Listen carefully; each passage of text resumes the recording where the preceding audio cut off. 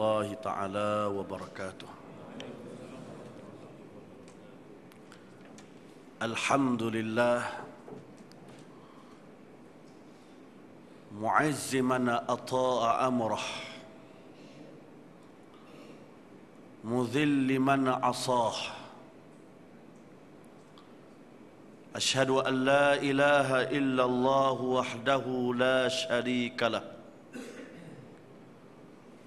وأشهد أن سيدنا محمدًا عبده ورسوله. اللهم صل وسلم وبارك على حبيبنا وشفيعنا وزخرنا ومولانا محمد وعلى آله وأصحابه والتابعين لهم بإحسان إلى يوم الدين. أما بعد. Yang dihormati Al-Fadil, imam-imam surau, Bilal serta seluruh ahli jawatan kuasa surau, muslimin dan muslimat yang saya hormati lagi saya kasihi sekalian. A'udzu billahi minasy syaithanir rajim. Illa tansuruh faqad nasarahu Allah idza akhrajahu alladhina kafaru thaniya ithnain idh huma fil ghar idh yaqulu li sahibihi la tahzan inna Allaha ma'ana fa anzalallahu sakinatahu alayhi wa ayyadahu bi junudin lam tarawha wa ja'ala kalimatal ladzina kafaru as-sufla wa kalimatullahi hiyal 'ulya wallahu azizun hakim. Surah At-Taubah. Maksudnya,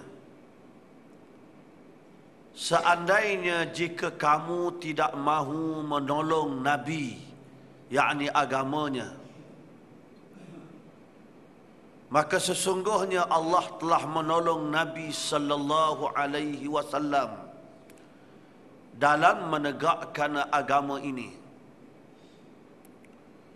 Ketika mana orang-orang kafir Quraisy menghalaunya keluar daripada Makkah Al-Mukarramah, ketika itulah Nabi dan temannya terpaksa bersembunyi di dalam gua Sur. Nabi berkata kepada sahabatnya, "Janganlah engkau bersedih. Sesungguhnya Allah bersama dengan kita." Seterusnya Allah Ta'ala pun menurunkan ketenangannya kepada Nabi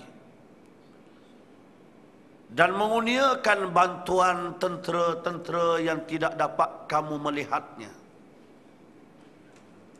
Allah menjadikan seruan dan perancangan orang-orang kafir itu gagal dan kalah. Ingatlah, seruan Allah itu yang maha tinggi dan akan menang. Allah itu maha perkasa lagi maha bijaksana. Dalam ayat yang saya baca ini, Allah Ta'ala menceritakan tentang peristiwa hijrah Nabi sallallahu alaihi wasallam. Saya hanya mahu berbincang dengan tuan-tuan dua kalimah yang disebut oleh Nabi dalam memberi nasihat kepada sahabatnya yang setia, yaitu Abu Bakar As-Siddiq radhiyallahu ta'ala anhu. Pesanan Nabi ini diakamkan dan diabadikan oleh Allah di dalam Al-Quran agar ia juga menjadi nasihat dan pesanan kepada kita semua, yaitu innallaha ma'ana, sesungguhnya Allah bersama dengan kita. Para ulama dalam mentafsirkan dua kalimah ini menyatakan dalam dua pendapat atau dua pengertian. Pengertian yang pertama dalam bentuk erti yang umum, yaitu Allah Ta'ala melihat, memerhati dan mengetahui segala-galanya. Innallaha ma'ana, yaitu Allah Ta'ala memerhati, melihat dan mengetahui segala tingkah laku, perbuatan, perkataan dan percakapan kita.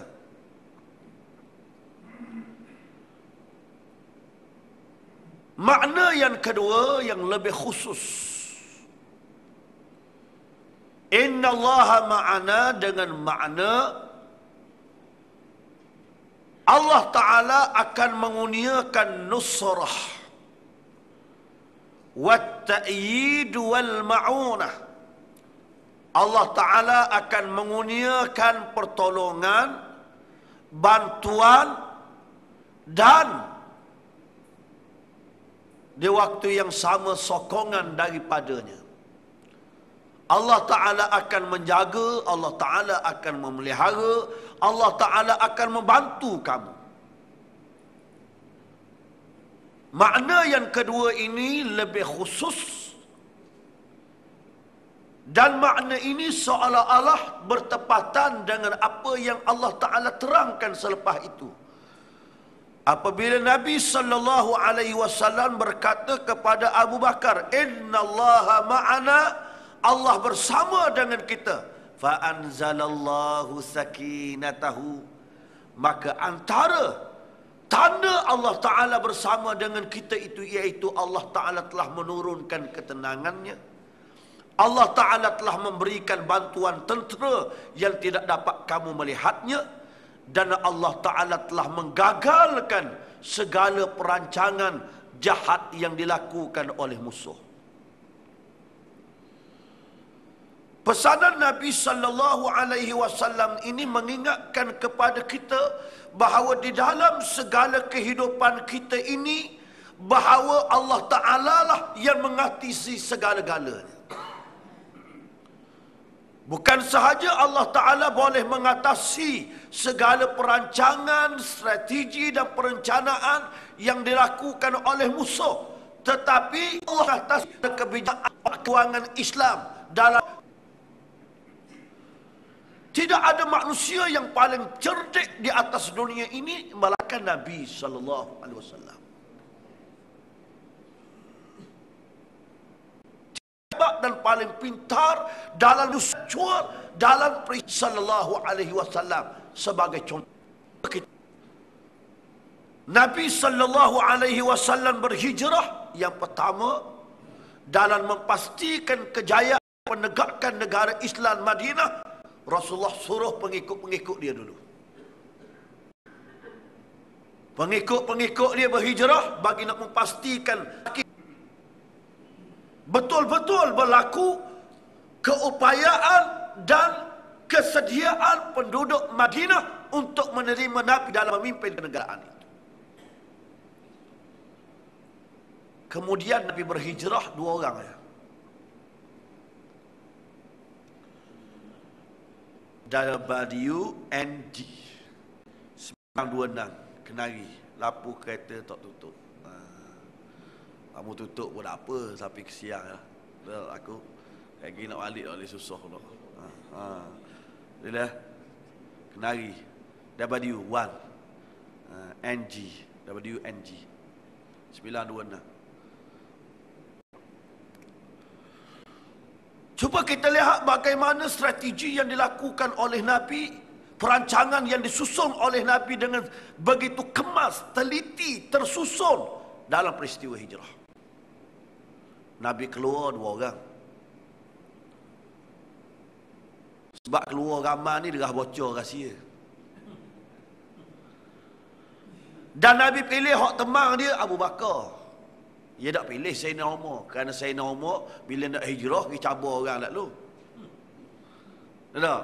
Siapa nak jadi isteri dia janda, anak dia yatim, tunggu saya. Jadi Nabi tak bawa Sayyidina Umar ni. Silap-silap bocor rahsia. Bawa Sayyidina Abu Bakar. Jalan 2 orang. Hanya diupah seorang lelaki yang bukan Islam, Abdullah bin Uraiqid, tu pun dalam membawa perjalanan agar tidak diketahui oleh kufar. Yang pertama Nabi keluar 2 orang. Yang kedua Nabi keluar pada waktu subuh, awal-awal pagi. Awal-awal pagi. Dalam keadaan golongan orang-orang kafir yang sedang mengepung Nabi tidak sedar.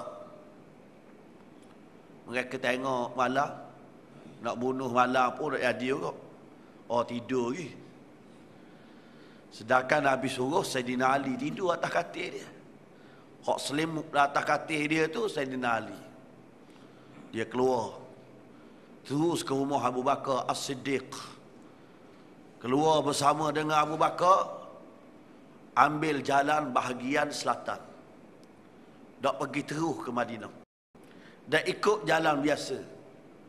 Jalan ke selatan yang mengambil masa perjalanan yang agak jauh, melalui jalan-jalan sukar dan bukit yang lebih mencabar. Agar orang-orang kafir tidak mencurigai dan tidak menjaya menjejaki Nabi sallallahu alaihi wasallam. Ambil jalan lain. Selepas Nabi ambil jalan lain, Nabi tak terus berjalan. Nabi bersembunyi 4 hari 3 malam. Biar sampai daripada orang berjumpa kita, baik kita berjalan cepat-cepat biar sampai ke Madinah. Tak. Nabi dia bersembunyi dan dia berehat dan gusur 3 hari 4 malam. 3 malam 4 hari. Kenapa? Kerana perjalanan hijrah atau perjalanan pelayaran daripada Mekah ke Madinah, dia ambil masa oleh jasa orang yang membara 3 malam pagi. Itu tempoh biasa. Maka orang-orang kafir Khawarij itulah dalam tempoh 4 hari ini mereka akan bertukuh lumuh, akan mengejar Nabi, akan mencari Nabi supaya Nabi tidak sampai ke Madinah. Dicari dulu. Selepas pagi kena Muhammad apa dah? Sampai dah mereka menuhkan segala, mereka akan kerahkan segala tenaga mereka, menggerakkan segala tentera mereka untuk cari Nabi Muhammad sallallahu alaihi wasallam. Dalam tempoh itu mereka cari Nabi nusuk. Nyak, mau cari ya. Cari. Izan hanya ada dalam kitab-kitab fiqh yang cerdik. Kami tunggu sebegitu lama. Mana dia? Kamu yang dianggap sebagai profesor, doktor, datuk yang menjadi pensyarah di universiti, yang memiliki pelajar-pelajar yang sebegitu ramai, mana hak kamu? Mari tengok kamu lah. Baiklah hak orang nak molek belaka hak awak. Mana bagi? Orang nak laksana.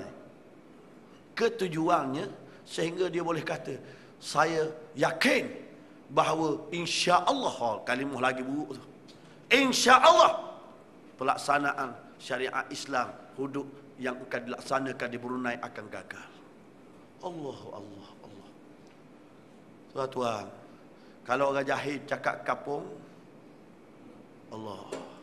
Tapi kalau kita yang belajar ilmu, kita belajar, tiba-tiba kita berasa menaruh, biar gagal syariat Tuhan. Sepatutnya kita doa. Sebagaimana Nabi meletakkan keyakinan dalam peristiwa hijrah dia. Walaupun Nabi hampir berjaya dibunuh oleh Suraqah, keyakinan Nabi terhadap syariat Allah, negara Islam yang hendak ditegakkannya, wahai Suraqah, kami akan hadiahkan engkau gelang. Itu keyakinan dia letak. Itu kita yakin. Letak keyakinan, insya-Allah Innallaha ma'ana. Bila kita ambil syariat Tuhan ni, bila Tuhan suruh, kita buat kerana Tuhan suruh. Tuhan tolong. Hak lain kita tak tahu. Tapi hari ni kita pening dah. Pening dah. Mahkamah Syariat buat undang-undang di negeri Sembilan, orang perempuan ataupun orang lelaki tidak boleh memakai pakaian perempuan. Mari di Mahkamah Rayuan buat keputusan itu bercanggah dengan perlembagaan. Habis lagi. Tak kenal kata hak mana lelaki, hak mana perempuan. Kena tengok dada hak ni. Tak? Kena tengok kaki hak ni bulu kedok. Tak? Pakai serupa je.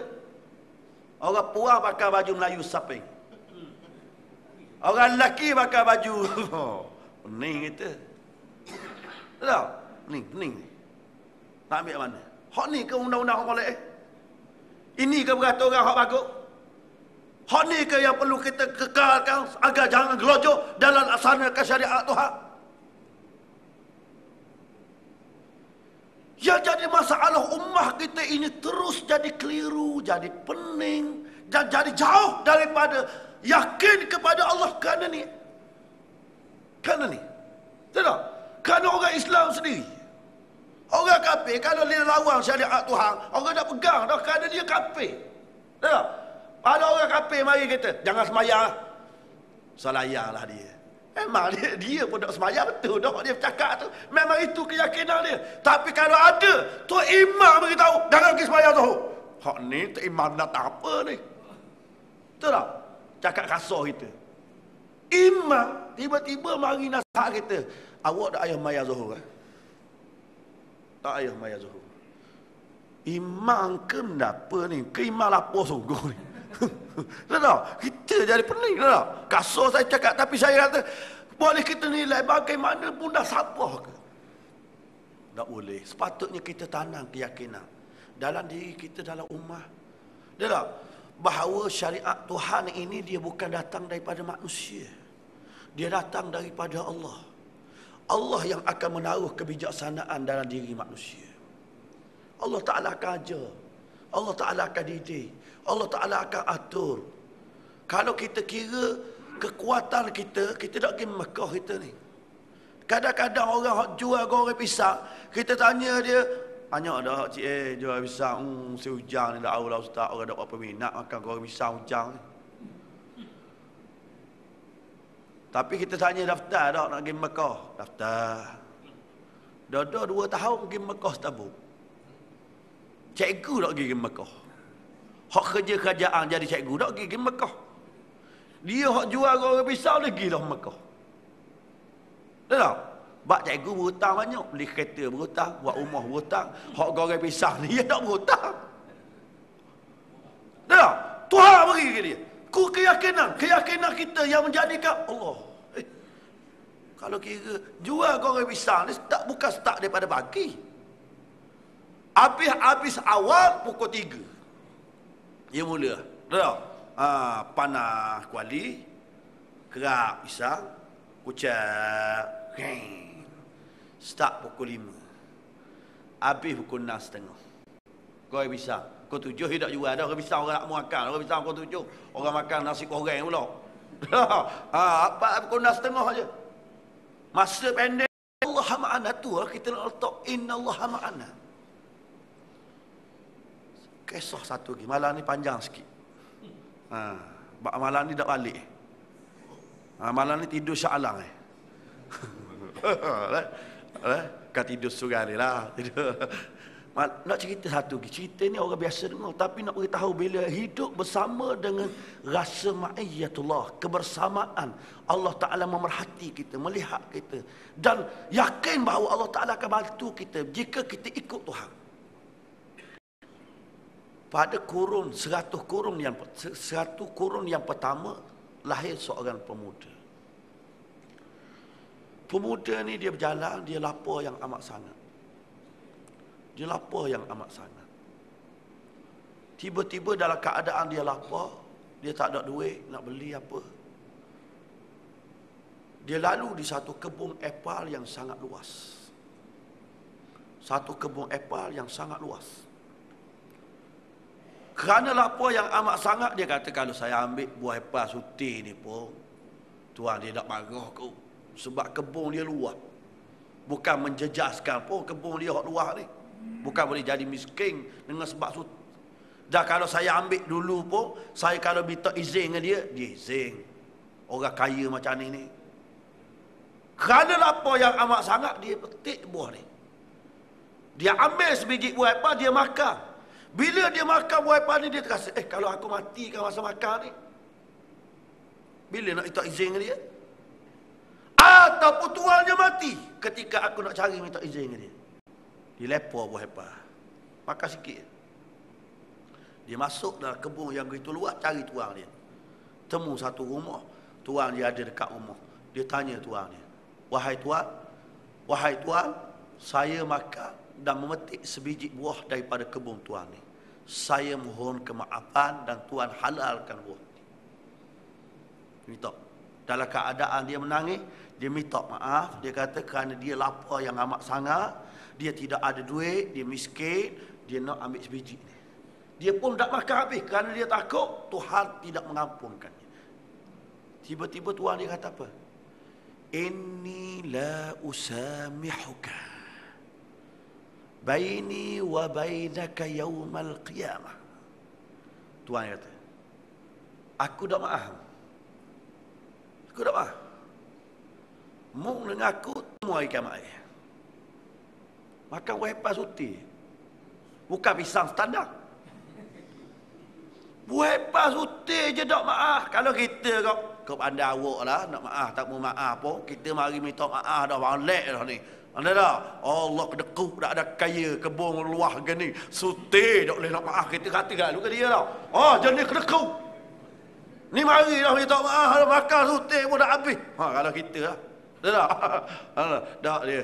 Allah, Tuhan minta maaf. Tuhan kata tak ada. La usamihuka. Aku tak akan maafkan awak. Tak akan maaf kau. Awak minta lah apa pun, saya tak akan maaf kau. Dia menangis. Dia menangis. Dia tak? Tuan dia kata balik. Dia pun balik. Besok dia mari balik. Temu dengan tuan dia balik. Dia kata, wahai tuan, saya rela untuk melakukan apa kerja di dalam kebun ini. Tuan arahlah saya untuk menjadi khadam kerja di kebun ini dengan syarat tuan maafkan saya.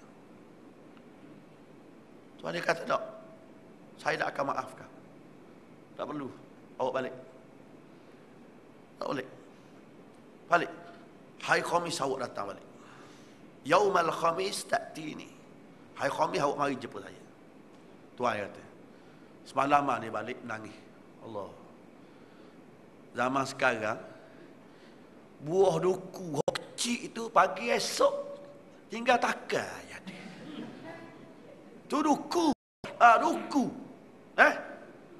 Boleh dia curi dengan malam. Tak?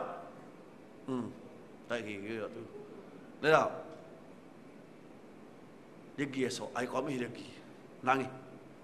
Dia kata, wahai Tuhan, Tuhan berilah syarat apa-apa untuk Tuhan memaafkan saya. Saya rela segala-galanya. Dalam nangis yang amat sangat. Tuhan dia kata, baiklah, saya syaratkan awak dengan, saya bersedia memaafkan awak dengan satu syarat. Suka sikit dia. Tak apa, saya rela buat apa kerja tuan suruh. Saya rela, tapi saya tak mampu nak bayar, saya tak ada duit. Saya rela buat kerja.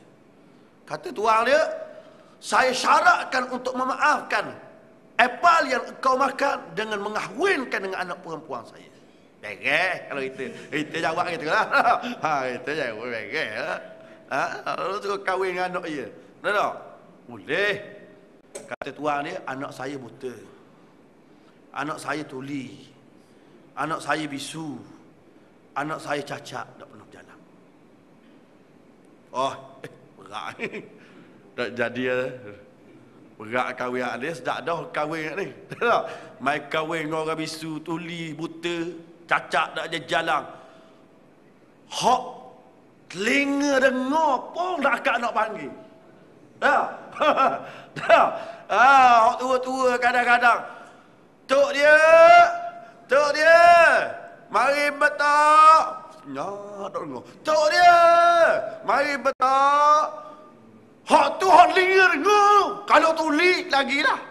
Tak? Panggil tok dia. Mari betul. Lama-lama panggil. Kenapa pula? Okey je. Maruh ke. Tak? Ni mari uruk sikit ni. Lengoh nak ni. Mu ingat mu je lengoh. Aku lengoh kau. Dia marah kata. Hak mulut ada. Baik bisu. Tak? Baik bisu. Masalah Allah kahwin yang macam ni. Apa? Tuan dia kata awak balik lu awak fikir. Hari Jumaat awak mari. Mah kahwin saya tanggung, jamuan saya buat. Kahwin. Fikir semalam, ya Allah. Besarnya ujianmu wahai Tuhan. Besarnya hukumanmu terhadap diriku kerana aku makan buah hepa. Ya Tuhan, dia tidak izin tetapi kena denda terpaksa aku kahwin dengan anaknya untuk aku dimaafkan olehnya dengan seorang anak perempuannya yang begitu dahsyat cacatnya. Esok dia pergi. Paksa kerana minta supaya Tuhan maafkan dia. Hamba jumpa hari kiamat ni sebab wifi sutih. Kalau harta berjuta-juta jumpa rakyat lagi dahsyat dah tak? Lagi dahsyat. Lagi dahsyat dah tak? Tipu orang, harta tanah sekar dahsyat dah tu. Ni kata tak boleh. Biar atas dunia ni biar selesai dulu. Esok dia pergi kahwin. Ayah mentua dia pun kata barakallahu lakuma wa alaikuma wa jama'a bainakuma fi khair. Baca doa tu. Dah, orang zaman dulu warung ngaji. Pergi. Dia pun masuk dalam bilik buka tirai, tengok. Terkejut. Allah, comel ni orang puang ni betul ke tak ni? Rupanya cantik. Kulitnya putih. Lembut bagaikan sutera. Dia nak keluar balik. Dah. Orang puang cakap pula. Ya betul-betul. Ayah saya kahwin kawak dengan saya. Betul jangan keluar. Bercakap pula. Comel. Tak? Teh. Betul ke? Betul. Dah sebab apa ayah awak kata awak tuli, bisu, buta, cacat, tak pernah berjalan. Betul. Saya tak pernah melihat orang lelaki lain melainkan ayah saya. Saya tidak pernah mendengar percakapan yang buruk dan haram melainkan percakapan saya dengan ayah saya dengan percakapan yang baik. Saya tidak pernah berkata-kata dengan orang lain melainkan dengan ayah saya. Diinginkan oleh ayah saya dalam rumah ni, dalam kebun. Siapa dia lelaki ni? Ini soalannya. Siapa dia lelaki yang sebegitu bersungguh kerana dia memakan buah apel yang sebiji agar Allah Ta'ala ampunkannya dan Tuhan memaafkannya? Siapa dia? Lelaki inilah Abu Hanifah An-Nu'man, Imam mazhab Pak Abu Hanifah, Imam Malik, Imam Syafi'i, Imam Ahmad bin Hanbal. Imam Abu Hanifah ni, Imam Abu Hanifah yang bawa mazhab pengikut dia ribuan, jutaan seluruh dunia hari ini. Kita pergi ke India, kita tanya mazhab apa? Mazhab Abu Hanifah. Kita pergi ke China, ikut mazhab apa? Mazhab Abu Hanifah. Tulisan-tulisan imam mazhab Abu Hanifah yang memiliki pengikutnya yang sebegitu ramai, betapa besar jasanya. Kerana apa? Kerana dirinya ada satu perasaan, innallaha ma'ana. Allah menelitinya. Tengok. Betul tak? Kita juga nak laksana syariat Tuhan. Bila kita yakin nak laksana syariat Tuhan kerana perintah Tuhan, kita nak laksanakan suruhan Tuhan kerana perintah Tuhan, kita nak tinggalkan segala larangan Tuhan kerana perintah Tuhan, kita buat segala ini kerana suruhan Tuhan, yakinlah bahawa Allah Ta'ala akan beri kemajuan, Allah Ta'ala akan jaga, Allah Ta'ala akan kawal, Allah Ta'ala buat. Jangan berasa bimbang. Betul tak? Hanya kadang-kadang orang ni dia cuba untuk bawa benda, dia hak Brunei dia kata, nak laksana hukum hudud, undang-undang orang lain kena, dia tak kena. Kan? Dalam undang-undang Brunei itu, raja dia tak boleh dikenakan hukuman. Tak? Perlahan-perlahan lah. Tu bagus, nak jaga rakyat dia. Ya? Nak jaga rakyat dia. Setakat ni raja dia tak curi lagi. Raja dia tak merapok lagi. Setakat ni sepatutnya tak payah buat undang-undang. Tak? Cukup dengan manusia faham dia. Buat tu dulu. Rakyat kena jaga dulu. Dan kesungguhan dan kesediaan dia nak menjaga rakyatnya dengan syariat Tuhan, satu kebaikan yang besar dah. Tapi dah orang ni dia cari juga. Cari dia. Ya, cari sesuatu untuk menimbulkan kecurigaan orang terhadap keadilan syariat Allah Subhanahu wa taala. Sehingga melupai tentang bagaimana keburukan, kekejian dan kejahatan serta kegagalan undang-undang manusia yang ada pada hari ini. Tak? Manusia lupa tu. Mudah-mudahan Allah Ta'ala beri kekuatan kepada kita dalam memahami agama Allah. Ambillah pengajaran daripada peristiwa hijrah yang sebegitu banyak. Satu je malam saya bincang, satu kalimah yang disebut oleh Nabi, innallaha ma'ana. Allah Ta'ala bersama dengan kita. Moga-moga Allah Ta'ala memelihara kita, meneliti dan menjaga kita insya-Allah di dunia dan di akhirat. Wassallallahu ala sayyidina Muhammadin wa ala alihi wa sahbihi ajma'in. Allahumma ya wadud ya dzal arsyil majid يا فعالا لما يريد نسألك بعزتك التي لا ترام وبملكك الذي لا يضام وبنورك الذي ما أركان عرشه اللهم افتح بيننا وبين قومنا بالحق وأنت خير الفاتحين صلى الله على سيدنا محمد وعلى آله وصحبه وسلم والحمد لله رب العالمين. Tuan-tuan, saya buka tabung baru ni, nak buka sekolah ni, tabung back to school, untuk kita bagi pakaian, beg dan keperluan tertentu kepada anak-anak yatim dan keluarga-keluarga yang miskin. Jadi kita ada dah senara tu, minta tuan-tuan malam ni ada duit tinggal dulu untuk tolong anak-anak yatim dan fakir miskin ni dalam mereka nak berhadapan dengan sekolah. Kita cari awal ni, bak kat sekolah lagi susah pula. Insya-Allah. Wallahu taala alam.